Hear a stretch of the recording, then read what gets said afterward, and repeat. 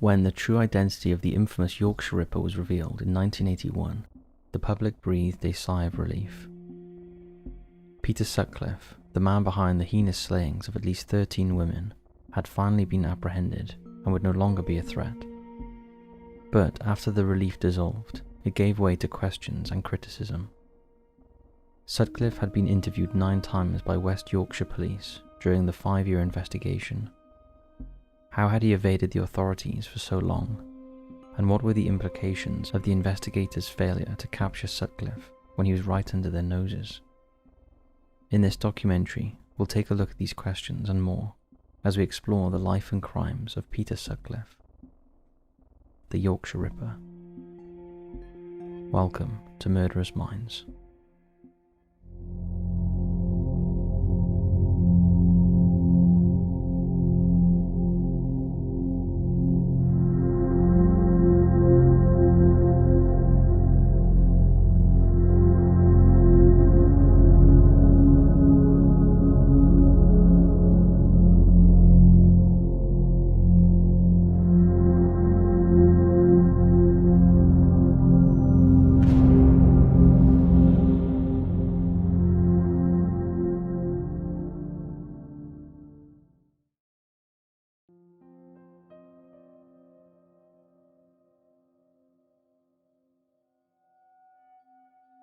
Peter William Sutcliffe was born June 2, 1946, to John William Sutcliffe and Kathleen Francis in Bingley, West Riding of Yorkshire, in the United Kingdom.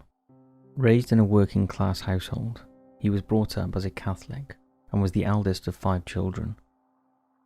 His mother was a Roman Catholic, while his father was part of the choir at the Anglican Church of St. Wilfrid's.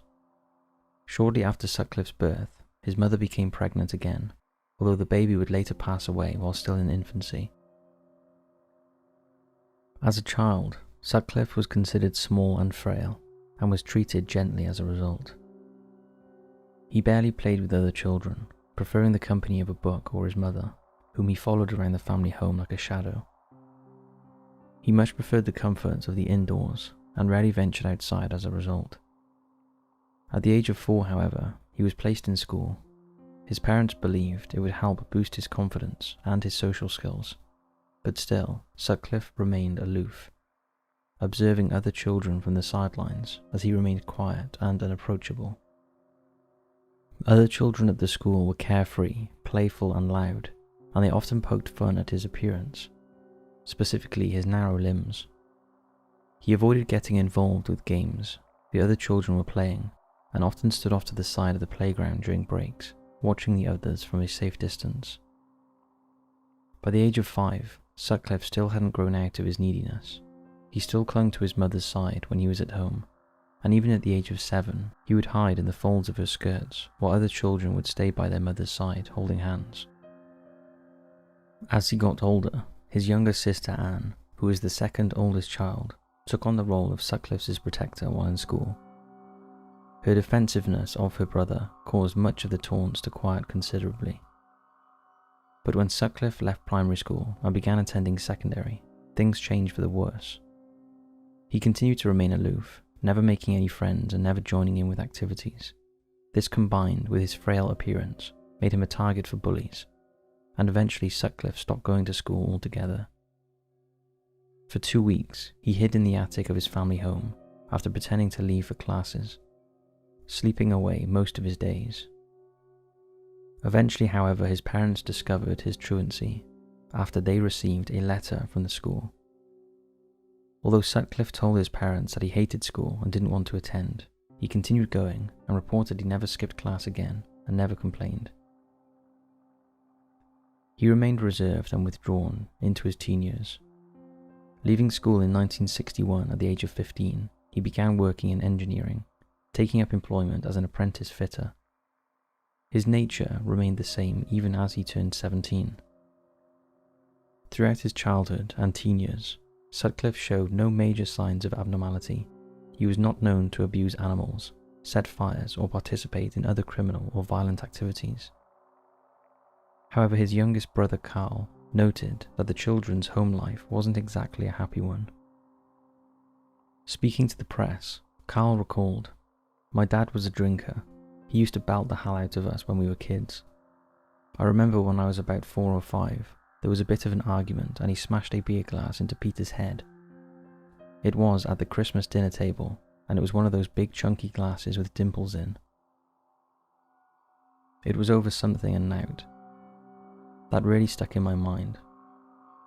Carl also noted that their father was a womanizer who likely had children all around Bingley, but had once ruthlessly shamed and belittled their mother in front of the children for meeting up with another man. As for Peter, Carl stated he was great with me normally. He was a brilliant brother. He'd buy me presents, take me to the pictures and the skating rink. But again, it wasn't all picture perfect. I do remember there was one time when he held me by the feet out the bedroom window. I thought he's not going to drop me, but he did on my head. I had a twisted neck, and I had a real sore neck for weeks. Peter didn't stay in engineering for long. After a year, he left his apprenticeship, complaining of being exploited.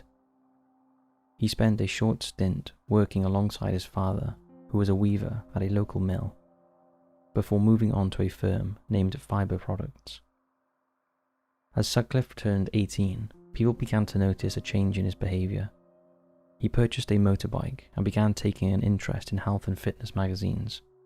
He was particularly interested in building bulk and strength, and started taking bodybuilding supplements. Sutcliffe then changed career paths again.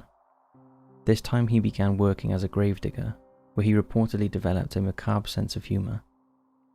Between 1971 and 1973, he worked at the Bard television factory on a packaging line before taking up a position on night shift at a manufacturing plant, though he was made redundant in 1975 and used some of the money to train as a heavy goods vehicle driver. In 1976, Sutcliffe was fired from his job for the theft of used tyres. He was unemployed for over 6 months until he began working as a HGV driver for a Bradford-based company. Reportedly, during his late teens, Sutcliffe developed an interest in sex workers, an interest which is generally described as unhealthy. He would often watch them solicit on street corners and had an abnormal fascination with them, but was never known to hire them himself. However, there is some speculation that Sutcliffe did once attempt to do so, but had a bad experience, during which he was conned out of money by the sex worker and her pimp. On February 14, 1967, Sutcliffe, now 21, met 17-year-old Sonia Zerma. The couple married on August 10, 1974, 2 years after Sonia began treatment for her schizophrenia. On several occasions, she suffered from terrible miscarriages, and the pair soon learned that they would not be able to have children.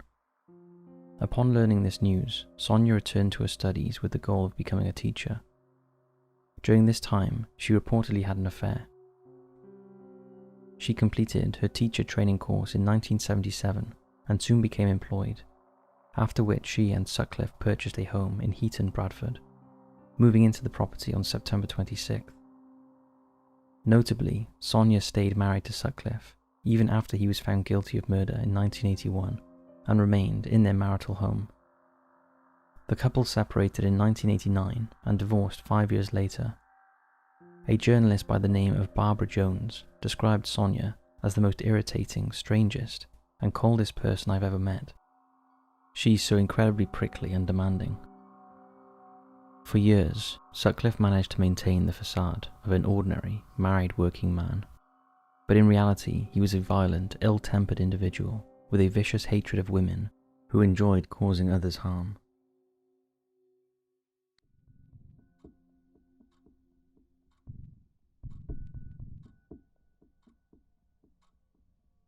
Sutcliffe's first known assault occurred in 1969 when he struck a sex worker. At the time, he was reportedly looking for the same woman who'd conned him out of money, leaving his friend's minivan and walking up St. Paul's Road in Bradford until he could no longer be seen. Sutcliffe returned to the van shortly afterwards, but he was out of breath, as if he was fleeing something. He told his friend, Trevor Birdsall, to drive.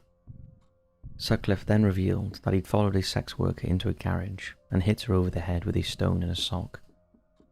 "I got out of the car, went across the road and I hit her. The force of the impact tore the toe off the sock and whatever was in it came out. I went back to the car and got in it." The authorities visited Sutcliffe's home the following day, as the victim had noticed Trevor's car license plate.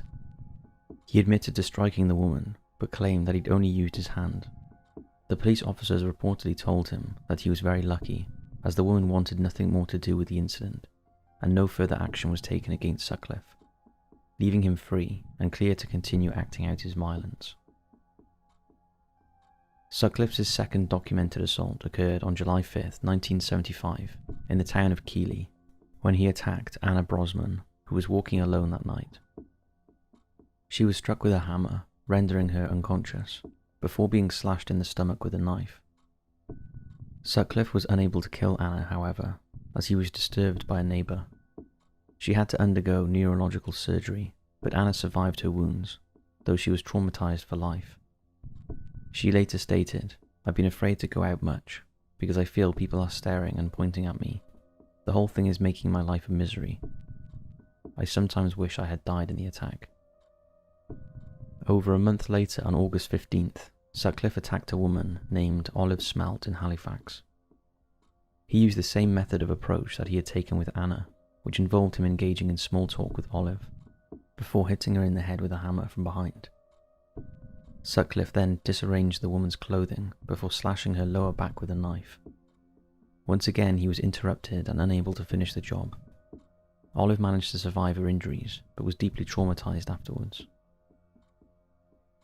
Speaking with Detective Superintendent Dick Holland, Olive described her attacker as having a Yorkshire accent. It was also noted that both she and Anna had been in towns with red light districts when they were assaulted, but both of these details were ignored by authorities. Sutcliffe struck again on August 27th when he attacked 14-year-old Tracy Brown in Silsden, although he was never convicted of this crime. Tracy was hit from behind 5 times on the head as she was walking along a country lane. The headlights of a passing vehicle spooked Sutcliffe and caused him to flee, leaving the teenager alive, although she required brain surgery. The Ripper's first murder occurred on October 30th, just months following the string of assaults of young women. Wilma McCann was a 28-year-old mother of 4 living in Leeds when she was picked up by Sutcliffe while trying to get home from the pub. Sutcliffe had reportedly solicited Wilma for sex, but struck her twice with his hammer before anything of that nature could take place. After striking her in the head, the Ripper disarranged her clothes and inflicted 1 stab wound to the throat, 2 below the right breast, 3 below the left breast, and another 9 stab wounds around the navel. Back near Wilma's home, 2 of her children, 7-year-old Sonia and 5-year-old Richard, waited at the bus stop that she normally used, but their mother never returned home. The 28-year-old's body was found early the next morning by a local milkman and his brother. The investigation into Wilma's death was extensive. 150 officers from the West Yorkshire Police were involved, and 11,000 interviews took place. Despite their efforts, law enforcement failed to identify the 28-year-old's killer. Tragically, in December of 2007, Wilma's daughter, Sonia, took her own life. She had spent years suffering from depression after her mother's death. Almost 3 months passed before Sutcliffe took another life. On January 20th, 1976, he picked up 42-year-old Emily Jackson, who had recently started engaging in sex work because she and her husband were struggling financially. On the night of the slaying, Emily was soliciting outside the Gaiety pub on Roundhay Road. Once Sutcliffe picked her up, he drove her about half a mile to some derelict buildings in the Manor Industrial Estate. The Ripper hit the 42-year-old woman on the head with a hammer after pretending that his car wouldn't start, causing the 2 of them to investigate beneath the bonnet. Sutcliffe then dragged Emily's body into a yard filled with rubbish and disarranged her clothing. Using a sharpened screwdriver, he stabbed her in the neck, chest and abdomen 52 times, before stamping on her thigh, which caused him to leave behind a boot print. Emily's body was discovered the next day by a workman using a shortcut through the estate. When the police arrived on the scene, they noticed drag marks, indicating that the killer had moved her body, and they determined that nothing had been taken from her handbag. The boot mark left behind was determined to have come from a Dunlop Warwick Wellington boot, and was likely a size 7 or 8. Investigators promptly linked Emily's demise with that of Wilma, due to the types of injuries they had both received. Sutcliffe would later recall his second murder, stating, "She got in the car. I remember when she got in, there was an overpowering smell of cheap perfume and sweat. This served all the more for me to hate this woman, even though I didn't even know her. Looking back, I can see how the first murder had unhinged me completely."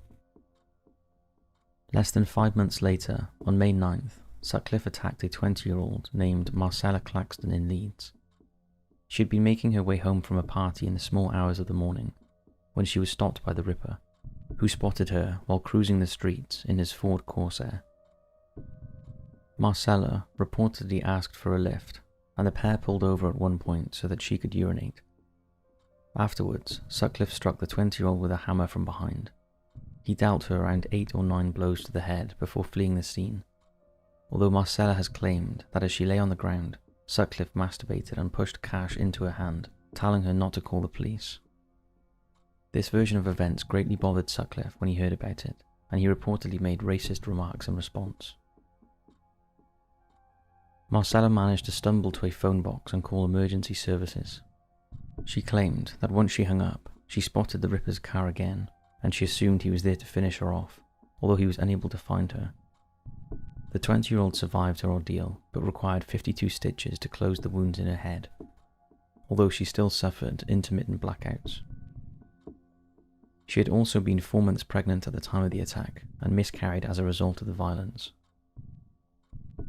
Marcella later testified against Sutcliffe at his trial. Notably, she was able to give the police an accurate description of the man who assaulted her, detailing that he was a young white man with crinkly black hair and a beard, and that he had a Yorkshire accent, claimed not to live in Leeds, and had a white car with red upholstery. Still, Marcella's case was not linked to that of the Yorkshire Ripper until after Sutcliffe was arrested and his confession had been taken. The rest of 1976 passed without incident.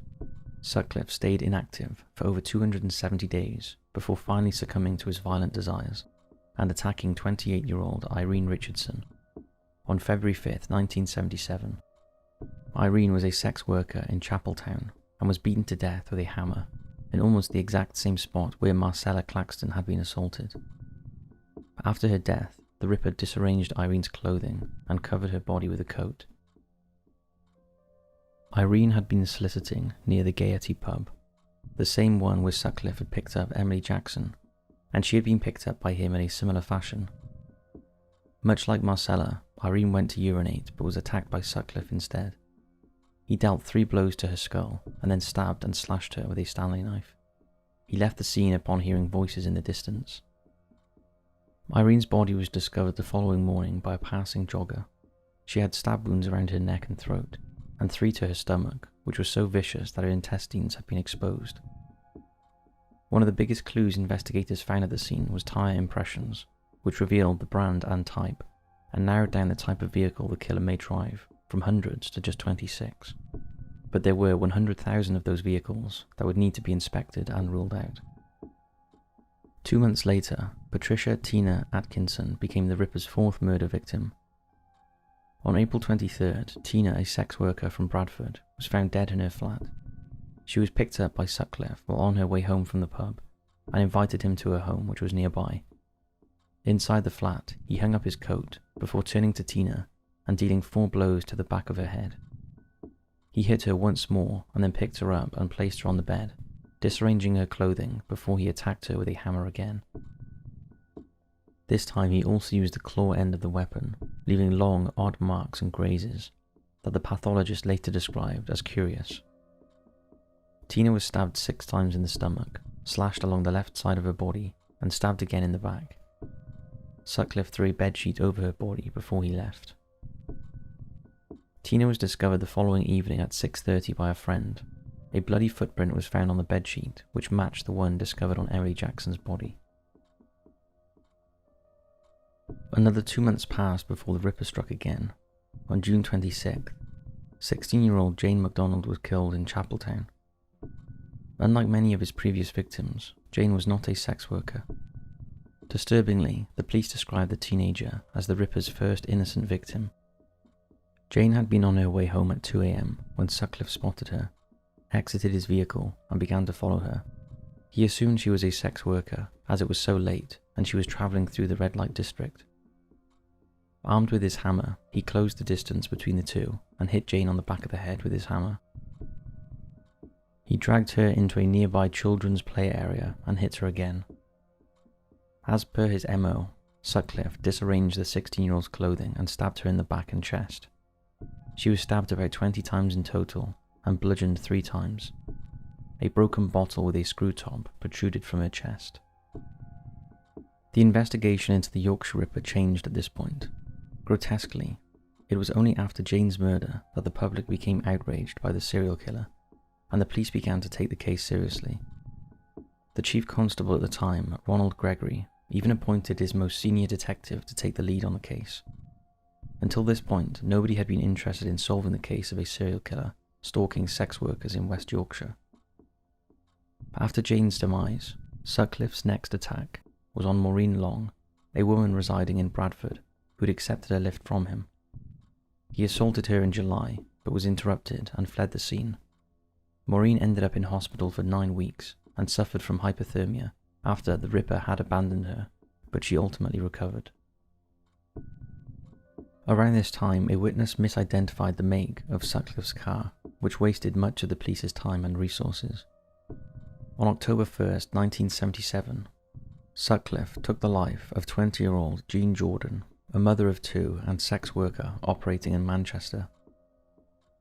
He picked her up that night and they drove to an isolated spot, an overgrown wasteland surrounded by thick hedges. Armed with his hammer, Sutcliffe followed after Jean and hit her 11 times. He was startled, however, when he saw a vehicle's headlights turn on nearby. The car's engine then started.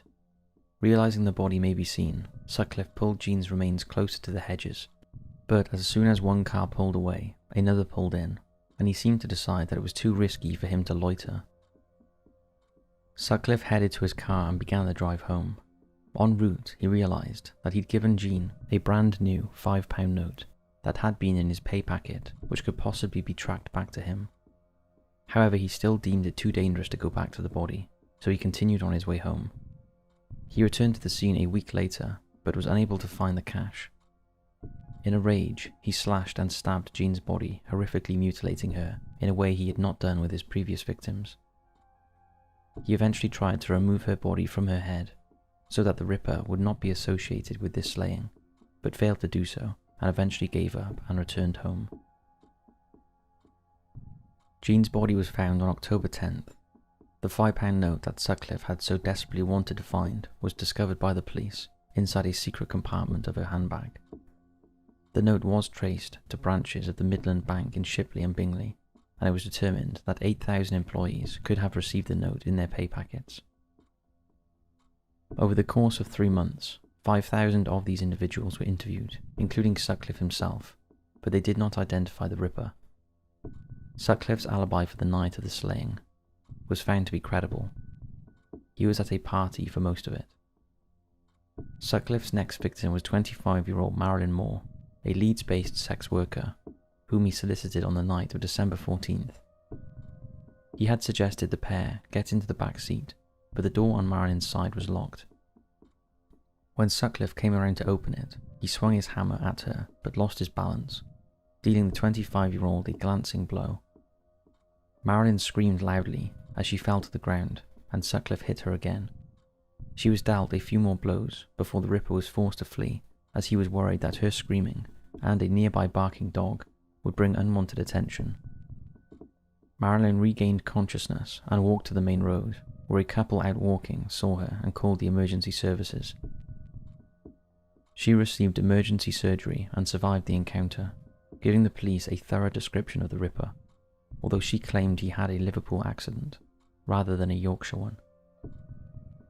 She also described his vehicle wrongly. though tyre treads found at the scene matched those from the Irene Richardson case.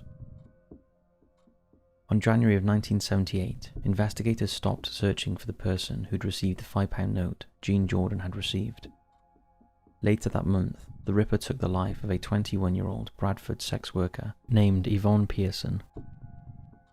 She had been bludgeoned with a hammer before Sutcliffe jumped on her chest, stuffed horsehair into her mouth, which he had gathered from an abandoned sofa, and hid her body beneath the same sofa. Only 10 days passed before he struck again. 18-year-old Helen Reitker was a sex worker from Huddersfield who was struck in the head 5 times. Her clothing was disarranged and she was stabbed in the chest numerous times. Her body was found 3 days later. Sutcliffe told police, "I had the urge to kill any woman. The urge inside me to kill girls was now practically uncontrollable."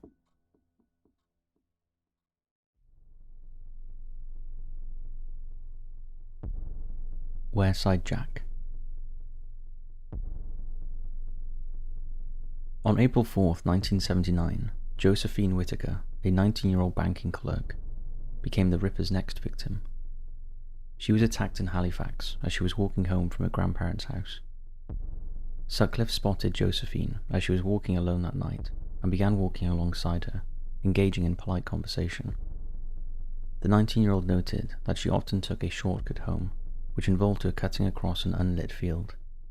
Sutcliffe followed her, and when they were out of range of the street lamps, struck her with his hammer. He hit Josephine twice, disarranging her clothing, and proceeded to stab her 21 times in the chest and stomach, and 6 times in the right leg. Unfortunately, it was at this point that the investigation into the Yorkshire Ripper was completely derailed by an ongoing hoax. Between March 1978 and June 1979, 3 letters were sent to the police and a newspaper, the Daily Mirror, by a man claiming to be the culprit. He signed the letters Jack the Ripper. On June 17, 1979, the individual sent a cassette tape to Assistant Chief Constable George Oldfield, where he introduced himself as Jack and claimed responsibility for the murders. But the FBI informed the West Yorkshire Police that both the tape and the letters were from a hoaxer, after an expert profiler heard the recording and determined as such. Take a listen to the recording. "I'm Jack. I see you are still having no luck catching me. I have the greatest respect for you, George. But Lord, you are no nearer catching me now than 4 years ago when I started. I reckon your boys are letting you down, George. They can't be much good, can they? The only time they came near catching me was a few months back in Chapeltown, when I was disturbed. I warned you in March that I'd strike again. Sorry it wasn't Bradford. I'm not quite sure when I'll strike again, but it will be definitely sometime this year. I'm not sure where. Maybe Manchester. I like it there. There's plenty of them knocking about. They never learn, do they, George? I bet you've warned them, but they never listen. Well, it's been nice chatting to you, George. Yours, Jack the Ripper." The man on the tapes was dubbed Wearside Jack due to his Wearside accent, and despite being told he was not the Ripper, the police continued to treat Wearside Jack as their number 1 suspect. While Peter Sutcliffe was interviewed and released 9 times in the span of 5 years, 4 of these releases came when the police felt he didn't match their Wearside suspect, as he had a different accent and different handwriting.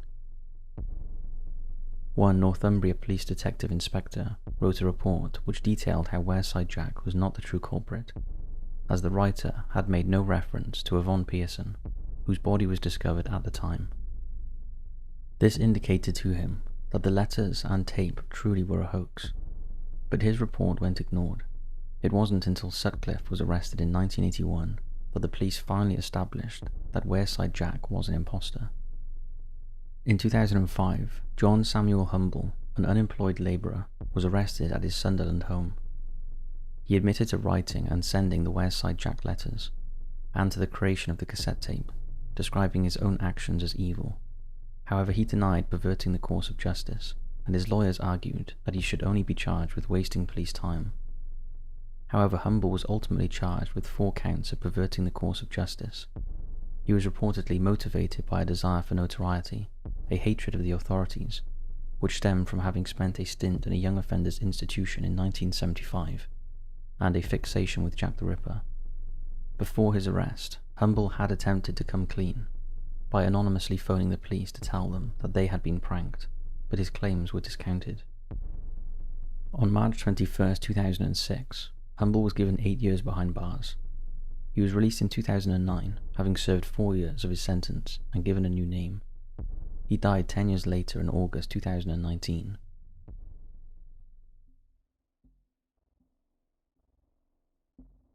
The Ripper's final active years.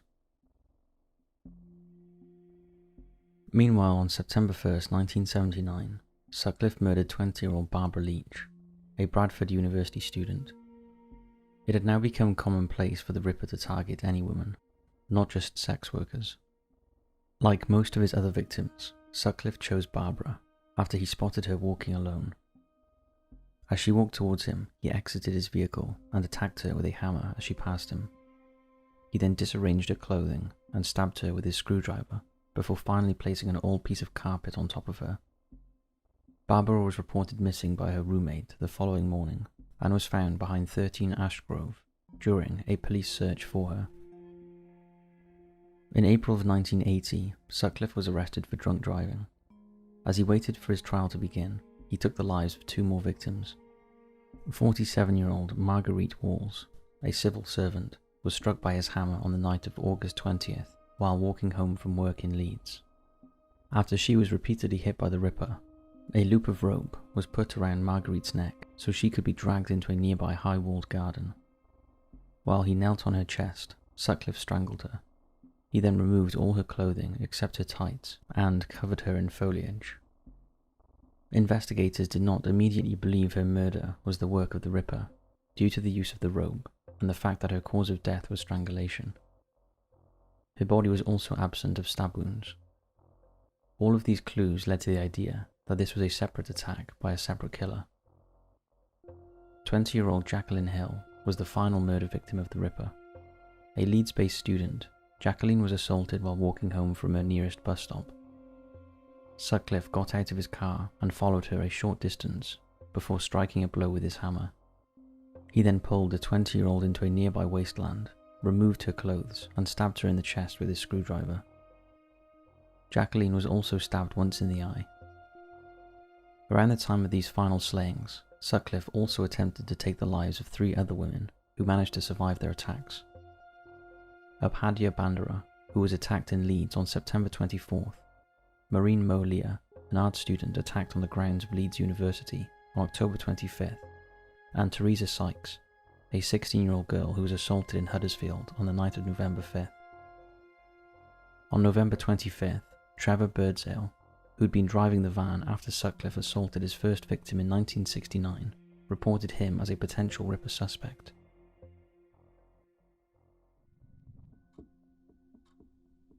The end of the Yorkshire Ripper.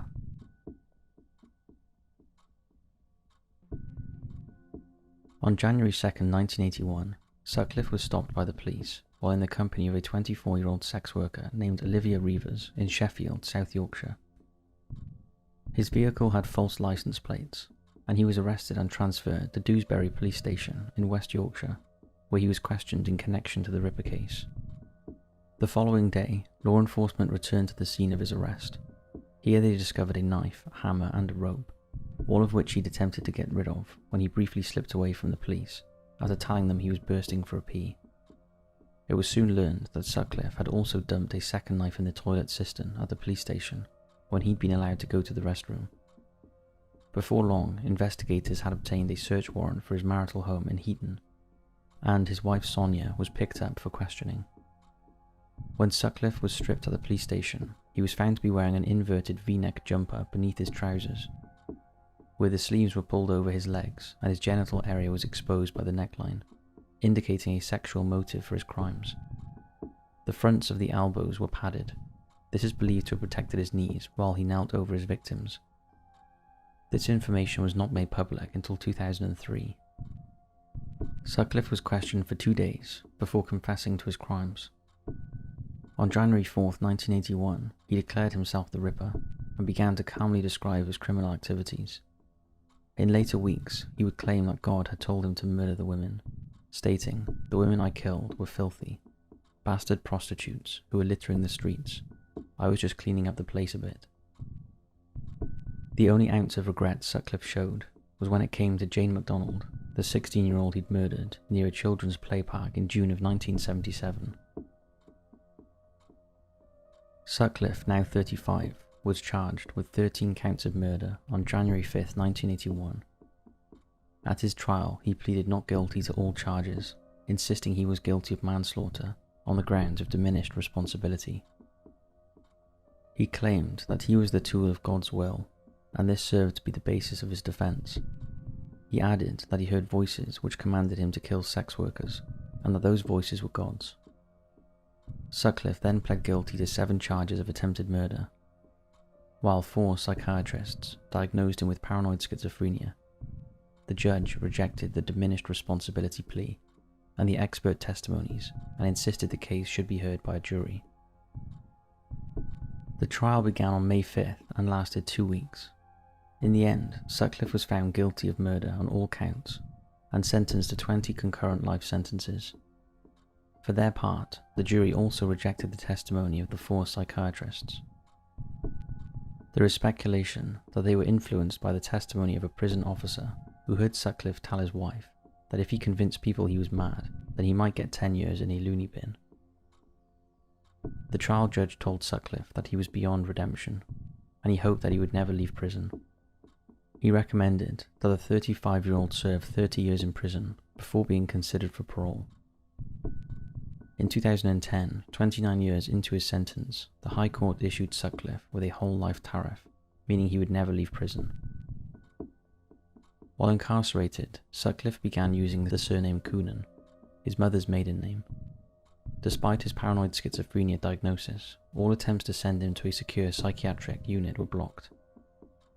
While in Parkhurst, the first prison he was sent to in 1981, he was attacked by a violent inmate when a broken coffee jar was plunged twice into one side of his face.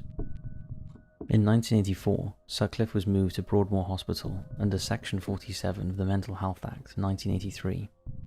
He was attacked several more times in the years following, once in 1996 when a convicted robber attempted to strangle him with a pair of headphones, once in 1997 when he was attacked with a pen by another inmate, leaving him with a damaged right eye and lost vision in his left, and once in 2007 when an inmate lunged at him with a metal cutlery knife, which narrowly missed his right eye and stabbed him in the cheek instead. In 2015, Sutcliffe was assessed as being no longer mentally ill, and a year later it was ruled that he would no longer need clinical treatment for his mental condition. He was sent from Broadmoor to Frankland Prison in Durham in August of 2016. Peter Sutcliffe died at the University Hospital of North Durham on November 13, 2020. He was 74 and had contracted COVID-19 and had a myriad of underlying health problems. He had reportedly refused treatment, and his remains were cremated after his death.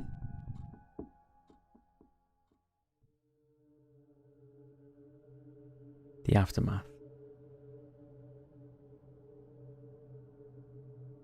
West Yorkshire Police were criticised heavily for their poor handling of the Ripper case. It was one of the largest investigations undertaken by a British police force, and they were not prepared for the enormity of the task. One particular hindrance to the case was that it predated the use of computers, making it difficult to cross-reference and thoroughly examine the information they received, due to the manual nature of the system. Appeals to the public only served to muddy the waters further, as thousands of tips poured in over the years about the Ripper and Wearside Jack. But there was a backlog of unprocessed information, which meant nobody connected the vital pieces which would have helped lead a path to Sutcliffe. The police were also criticised for their lack of interest in solving the murders of sex workers. The Leeds revolutionary feminist group organised several Reclaim the Night marches in response to law enforcement's attitude, and condemned their constant victim blaming, noting that the police's main response to the Ripper's actions was that women should stay indoors at night. 11 marches were held across the UK on November 12, 1977, with women protesting the idea that they should be shut away because of the violence and actions of Sutcliffe. Statements from many senior policemen at the time failed to do anything but flame the fires, with Attorney General Sir Michael Havers stating at Sutcliffe's trial in 1981, "Some were prostitutes, but perhaps the saddest part of the case is that some were not. The last 6 attacks were on totally respectable women." Meanwhile, Jim Hobson, a senior detective for West Yorkshire Police, stated that the Ripper has made it clear that he hates prostitutes. Many people do. "We as a police force will continue to arrest prostitutes, but the Ripper is now killing innocent girls. That indicates your mental state, and that you are in urgent need of medical attention. You have made your point. Give yourself up before another innocent woman dies." Feminist activist Nina Lopez stated Sir Michael Havers' comments were an indictment of the whole way in which the police and the establishment were dealing with the Yorkshire Ripper case. Another activist, Julie Bindle, who lived in Leeds at the time of the murders, and even reported to the police being followed one night by a man matching Sutcliffe's description, said of these kinds of statements, "There are no innocent victims because there were no guilty victims." After Sutcliffe's incarceration, the government ordered a review of West Yorkshire Police's investigation into the Ripper. It was concluded by the Inspector of Constabulary Lawrence Byford, and his subsequent report was dubbed the Byford Report. It was released to the public in full in 2006, and backed up much of the criticism which had already been laid against the authorities. It noted that the tip-off from Trevor Birdsale went unnoticed between November 25, 1980, when the tip was given, until Sutcliffe's arrest in January of 1981.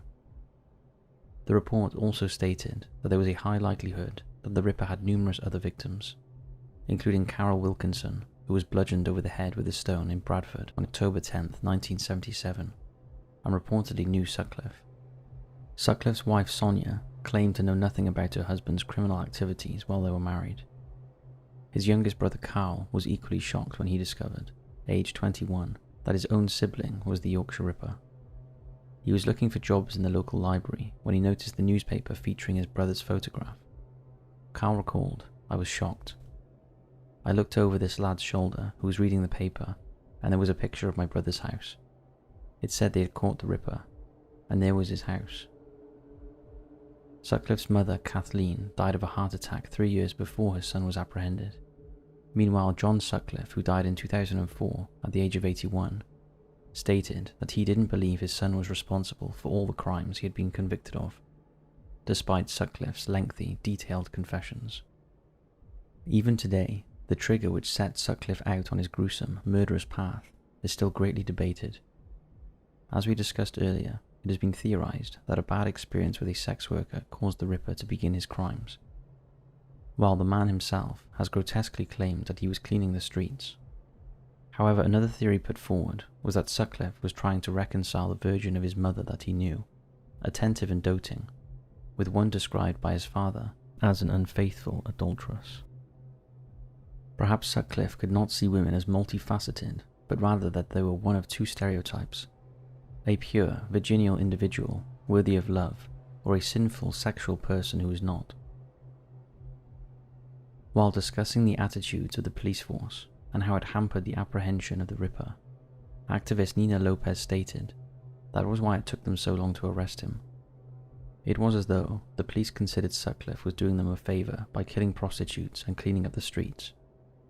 She added, "The police have much better PR now. The messaging has changed, but I don't think the establishment has changed at all." What do you think of this? Our heart goes out to all of the victims of Peter Sutcliffe's terrible crimes. Thank you for watching Murderous Minds, and we'll see you in the next episode.